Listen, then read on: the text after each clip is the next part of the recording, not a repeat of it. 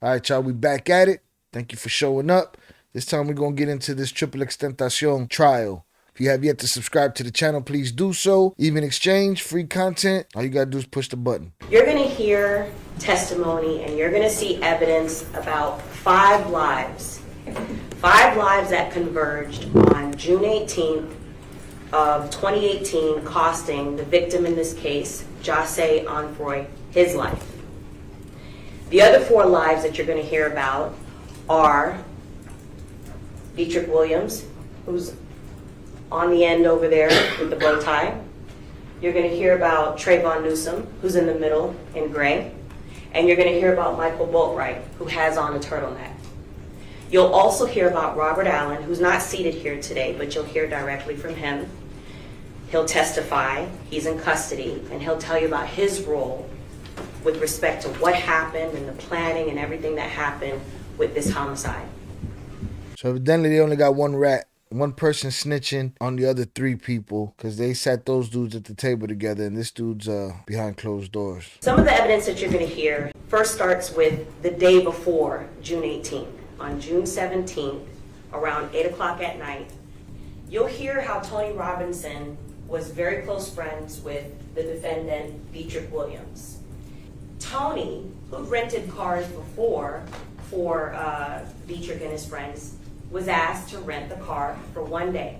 Not because you'll learn that the defendants wanted There's to a lesson learned right Disney there. World. There's already a lesson learned right there. Don't let nobody use your information for nothing. Don't rent no car for nobody. Don't do nobody no favors. If you don't know exactly what they up to, there's no telling. Your information and the car you rented get used in a homicide. Was asked to rent the car for 1 day. Not because you'll learn that the defendants wanted to go to Disney World or take some trip, but you'll learn through testimony that they wanted to be able to take the car, ride around, and rob people. That was their plan. Together, their plan was to be able to rob somebody that day, and that they had all of the things in preparation for that. They had firearms, they had masks, and they had the capability of doing it. And so on that day, they drive to Riva Motorsports, and the day that we're talking about is June 18th. On that same day, on June 18th, the morning of, before the homicide occurred. So these dudes weren't there to rob anybody in particular? I always thought that these dudes specifically went to get XXXTentacion, that they either tailed him and knew where he was headed, or it never dawned on me that they could have just ran into him. Which makes this story suck even further because it's like just a twist of fate. It happened to be you. I always say there's always that dude that's going to wake up in the morning and feel like somebody else is going to feel his pain. Evidently, these boys was on the prowl and happened to come up on a big fish and then turned the robbery into a murder. Killed a kid with potential that was going to have a future way beyond what your future is going to be. Tweaked. On June 18th, the morning of, before the homicide occurs, you're going to hear how Jahseh Onfroy, who is commonly referred to as XXXTentacion, woke up that morning, was woken up by his mom. You'll hear how he was a young celebrity rapper. He also had a pregnant girlfriend who was pregnant with his first child. Jahseh that morning decided to go to the bank first. You're going to see some surveillance from that, and you're going to hear from the teller who actually helped him at Bank of America because he was a regular customer. That morning, after going to the bank, his plan was to be able to go to Riva Motorsports. You're going to hear how he's also a regular customer at Riva Motorsports. And at Riva Motorsports, he intended on purchasing motorbikes, plural, and that he'd done that before, and that was something that, he wanted to do for himself and his friends. On that particular day, that morning, when he went to the bank, his intention was to withdraw $250,000 in cash to be able to make the purchase later on at Riva Motorsports. The bank, you'll hear, did not have that amount on hand. Yo, that's the problem with you banks too. Like, if I got 250 grand in there, I should be able to go pull out 250 grand out of there. They dispensed $50,000 to him from his account of his own money. You'll hear how later in the week, a few days later, He was slated to come back to the bank to collect the rest of the $200,000. After he leaves the bank, he puts the cash in what he often carried with him, which is a Louis Vuitton satchel.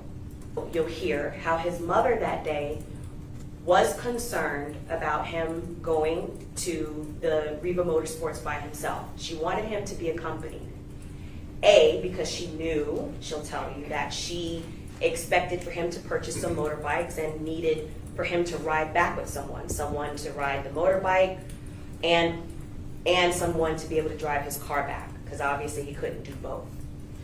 So she, you'll hear, asked a gentleman by the name of Leonard Kerr, who is related, not by blood, to the victim, in that he is the uncle of Jahseh's younger brother. His mama's baby daddy's brother. Leonard Kerr accompanies Jahseh to Riva Motorsports. And Jahseh, you'll hear, is driving a very expensive car, a BMW i8.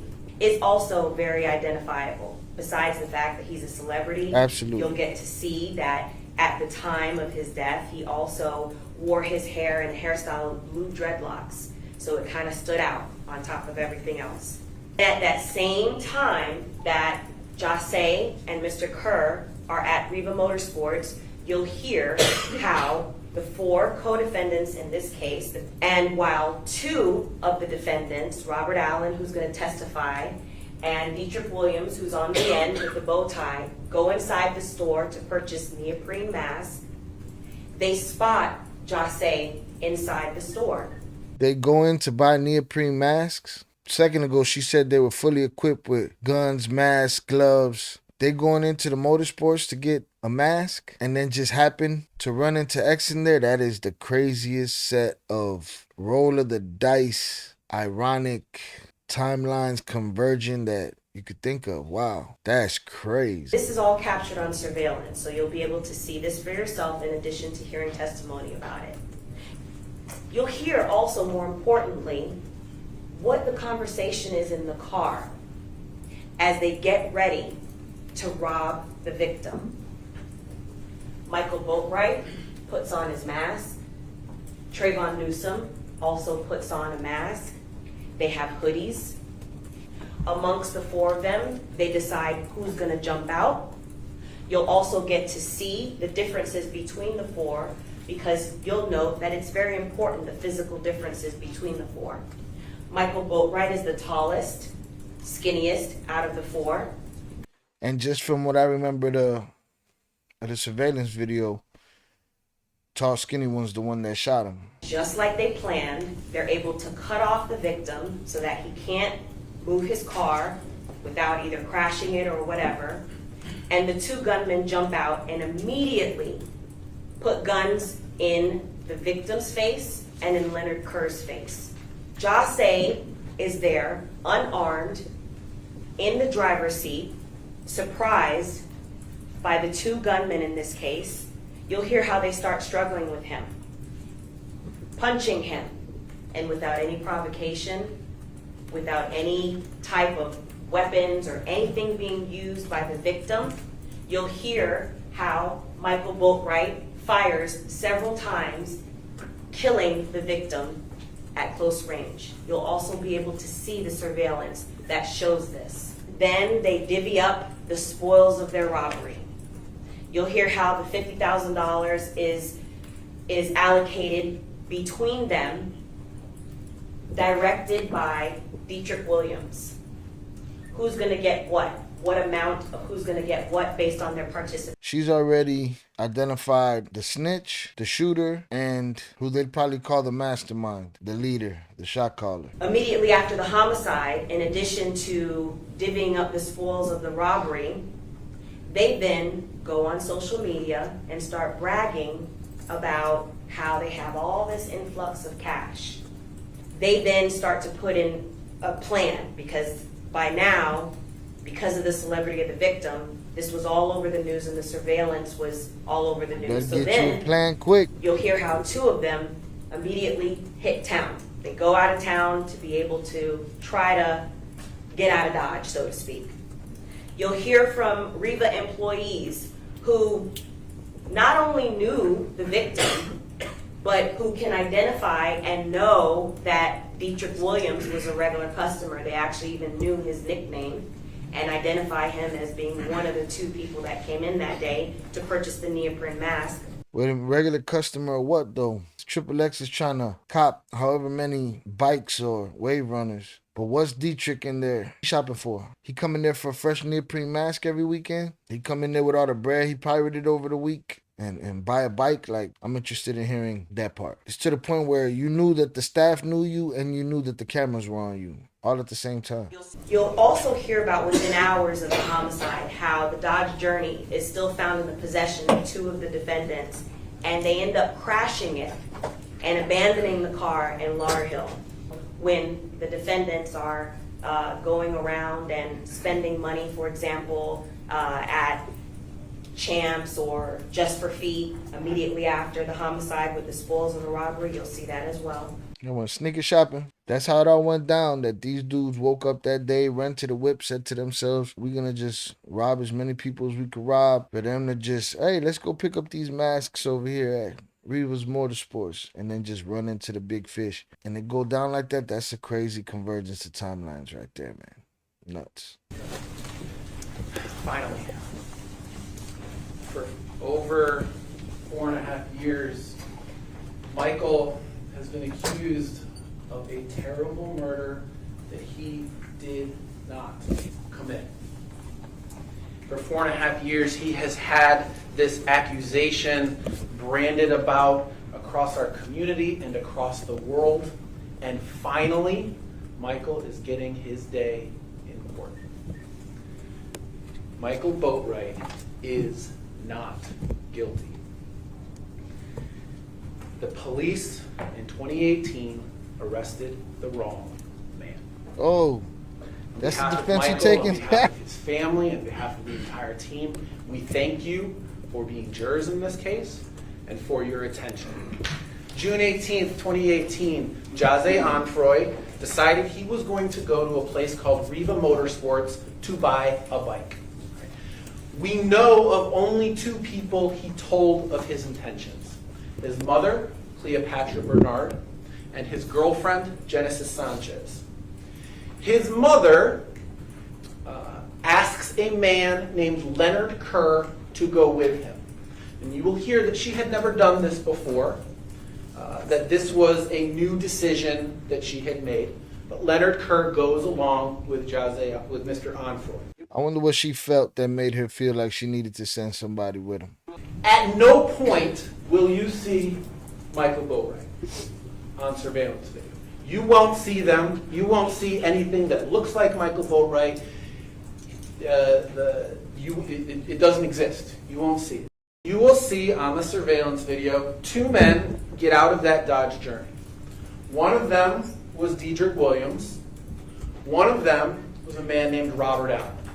You will see the two of them go to a cash register, kind of near the back of the store, where Dedrick engages with the clerk to buy a mask. You will see on the video, while the two of them were there, Dedrick sees somebody that he knows. Sees a man named Keith Grayley, a man who is tall and who is skinny. And you will see the interaction that the two of them have together.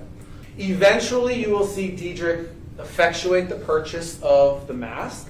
You will see Mr. Dedrick and Mr. Allen walking through the store. What you won't see is my client, Michael Boatwright, the one known as the shooter. But you'll see Mr. Dedrick run into a friend of his that's tall and skinny. So evidently this lawyer's case is based on you've never seen my client at the scene of the crime. On any of the surveillance, you saw Dedrick and Allen, and they happen to run into some other tall, skinny guy. And we think it was him that was the shooter and not my client. This guy's a piece of work. And you will see the three of them, Dedrick Williams, Keith Grayley, and Robert Allen, leave the store together. Just as the BMW comes to pull out to leave, you will see the Journey come out of the parking spot that it's in and you will see the journey come and park directly in front of the BMW, essentially pinning it in. Then you'll see two masked men hop out, none of which were my client. You will see two masked gunmen get out of the journey. You will see them both go into the driver's side door, the driver's side window. The window was down. And you will see there is a struggle between both of those masked gunmen and Mr. Onfroy. Right? And you will see very clearly that they all make physical contact with one another. And that's going to be important for something later on. It's probably some kind of DNA angle he's going to try to pull. You'll see there's a struggle. You'll see one of the gunmen go around to the other side of the BMW. So now there's two people on essentially either side of Mr. Onfroy. And at that point, you will see a gunman take a step back and fire at Mr. Onfroy. At no time will you see Mr. Boatwright, because he wasn't there. You will not see the faces of either of those gunmen. You will not see any identifying characteristics of those gunmen. You will see two people from that journey go into the store, Dedrick Williams and Robert Allen. Neither of those are Michael Boatwright. The state is going to try to convince you that one of those masked men was Michael Boatwright. They won't be able to do that. Objection argumentative. The evidence will not show that because Michael wasn't there. The evidence is going to show on June 18th of 2018 at 4 o'clock, Michael was home. He was asleep in his bedroom at 1617 Northwest 15th Street in a home that he shared with his grandmother. His grandmother got a Ring camera. It's over with right there. End of discussion. Is grandmother going to take the stand? He was not at Riva Motorsports, and he was not in that Dodge Journey. You will see... Objection, Judge. Please go sidebar. Your Honor, he keeps making statements as if they're true. He keeps saying matter-of-factly that Mr. Boatwright was not in that car. He was sleeping at Grandmama's house. You will see the Dodge Journey appear on surveillance video a number of different times in different parts of the county after the murder. And that's the thing in 2023. You commit a crime on 17th Street and every camera from 17th down to 10th Street that you passed up, just put your pieces of where you went and what you did together. In 2023, they could take all of these cameras from all these establishments, from all of these houses, from all of these businesses, put them together, and they got you leaving your house, and they got you every 10 feet all the way up to what you did and on your way back. Stay out the crime game, man. Big eye in the sky is watching. The evidence will show that Michael took some very stupid photographs with some money that Robert Allen had. I don't want to hide that from you. You will absolutely see those photographs. So your boy over there dancing around, catching clout on the internet with the spoils of an ill-conceived robbery turned murder of a famous dude, but he wasn't there. He ain't had nothing to do with it. So where's this other guy that you're saying it is? Where's this other skinny tall guy that you're saying was the actual shooter and not your client? And the evidence will show that at some point, Michael learned that someone named XXXTentacion had been shot and killed. At some point, I'm pretty sure that news was on the street moments, instantaneously. If I'm not mistaken, there was pictures of the young man in his car. So I don't know what we're talking about when we're talking about that he didn't figure it out or find out till later. Much later, Michael starts to get nervous about the fact that he moved the car, that he handled some money after the homicide occurred. Listen, it's quite possible that dude wasn't there. Another lesson to be learned. Mind your business. Be moving no cars for nobody. Stay off of everybody else's money. Don't put nobody's chain around your neck. Get up off somebody else's Instagram. Stay up out of their pictures. Stay up out of their business. Because then you find yourself in this position. Is alleging that he was the shooter in this case. And yet the evidence will show that his phone searched the term accessory to murder. He starts to have questions about what accessory to murder means. It means you popped. You sitting there with your turtleneck on. It's stupid. Last year, the state made Robert Allen a deal. They said, if you plead guilty and you testify against Michael, we will change your charge from murder in the first degree to murder in the second degree. And you will be able to one day get out of prison.